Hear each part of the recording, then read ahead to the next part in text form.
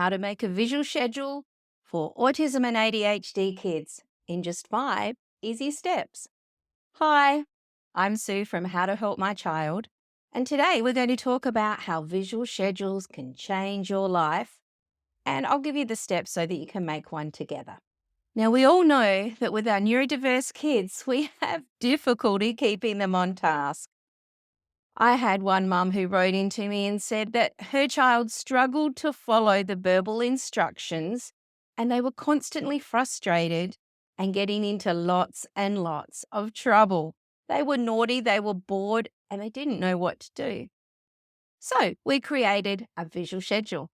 And she wrote back and said, once we used the pictures for each activity, Tommy knew what to expect and he followed it quite happily.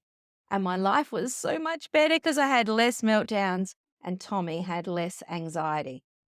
Now, Mum, we want this for you and your child too. So there's 5 steps that we're going to do to make this visual schedule. Remember, a visual schedule is one of my favorite things, and it's just a series of pictures or word steps broken down in a list that your child looks at what to do and does it. And then they follow the next one. It helps reduce their anxiety, as we've already heard from one of those mums. It helps to give them independence, and it helps to make them more confident to have a try. All round, it's a win for every family. The first step we need to do is to identify the key activities and routines. It's best to do this with your child, not just you on your own, provided your child's old enough to have some input. If not, go right ahead and create to your heart's content.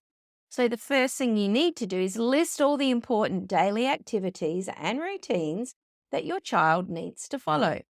So they could be as simple as a morning routine, an afternoon routine, and a bedtime routine. You can break down those little steps and write them down. It might be wake up, have a shower, put your clothes on, eat your breakfast, watch TV, empty the dishwasher, pack your bag, hop in the car and go to school. Simple little steps that we know what to do, but often our children don't. This visual schedule is just going to help in their day-to-day for 1 week so that they can see what they have to do. It's going to identify the key activities and make sure that the visual schedule covers all of the things that they need to do, all of their routines, all of their schedules in their timetable. And that in itself is going to provide structure and predictability. Now, the next thing you're going to do is to use clear and simple visuals. From the list that you've already just made with your child, you're going to find some pictures on the computer. You might take some photos. You might draw, or even better is for your child to draw some of the steps so that they know what to do.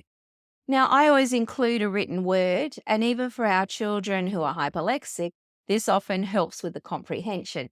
But for a non-reader, they see the visual and they see the word underneath it. It helps with pre-reading too. Choose or create your images for each activity. You might have a picture of a bed for bedtime.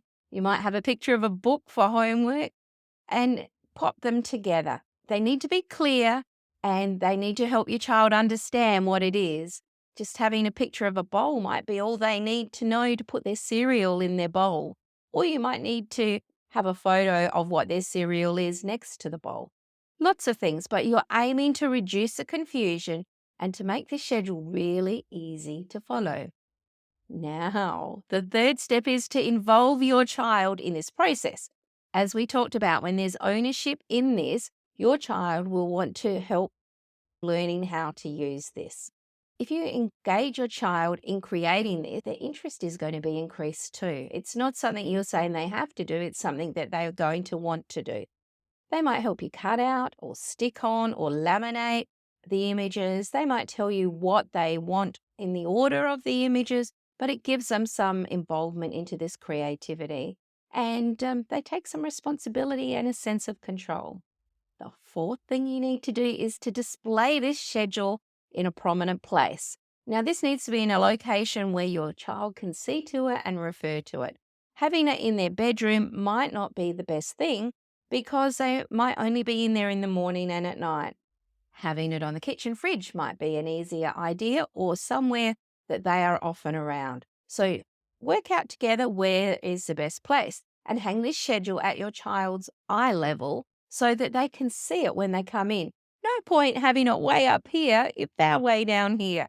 You might use a bulletin board or a whiteboard, or even just pop it on the wall or the fridge.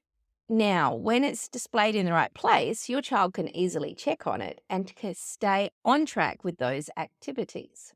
When we make this visual schedule, the last step we need to do is to review it and adjust it as necessary. So it's important that regularly you go through the schedule with your child and make adjustments on what you found needs to be changed, but also what your child finds needs to be changed. They might not need to have step by step for what to do for a morning routine because they might have that down pat. You might just need to say, school day, get ready for school. Make some time at the end of each week just to go through their schedule and ask them what worked for them or what wasn't great, and then make those changes together.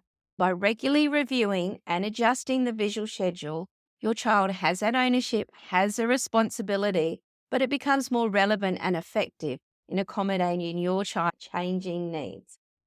So these 5 steps for creating a visual schedule will really help calm your child, increase their independence and their confidence, and I'm sure you will have a happier household.